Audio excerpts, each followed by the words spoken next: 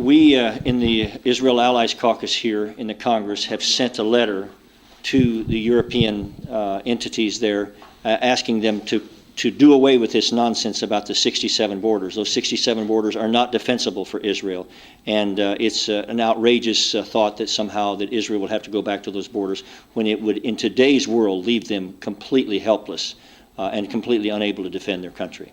No, there should be no preconditions for Israel. Israel has always tried to do everything they could to seek peace.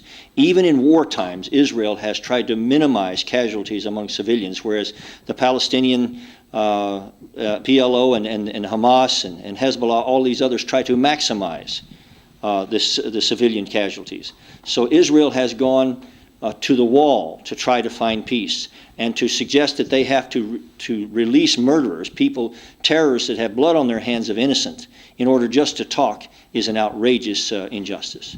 For the past few years, there is an awful delegitimization campaign that goes against Israel. However, the core of this campaign is against Judah and Samaria. These Judah and Samaria places are called West Bank, and this is a terrible effort to undermine the states of Israel, to undermine the sovereignty of Israel and its land. And for the past few years, we have live evidence for efforts that are coming from two main resources. The first one is the Congress. The Congress of United States of America, leads by the President Obama and his administration, and they're calling to put more and more pressure on the states of Israel to withdraw to the Green Line. And with that, they are erasing the faces of 100,000 people who are living in the Shomron. And moreover, we know today that we are having more than 700,000 residents in this, what they call Green Line. It's a ridiculous move. We will not tolerate that, and only Israel has the right to control its border. We worked on this campaign for many months, and the timing was perfect. We had just approximately 20 different meetings with the 20 different congressmen and Senate members. And in the one hand, I'm very glad because they were listening, they were willing to open their hearts and minds, and they are actually proposed a very practical ways to help.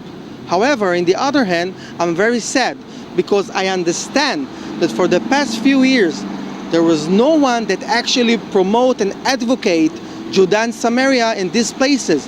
And many of the Jewish organizations that's supposed to support and supposed to help Judah and Samaria as a cardinal part of the states of Israel, unfortunately doing totally the opposite, whether it's because of an ignorance or whether it's because of a political opinions. After approximately 25 meetings within 3 days, I'm glad to say that we're very happy.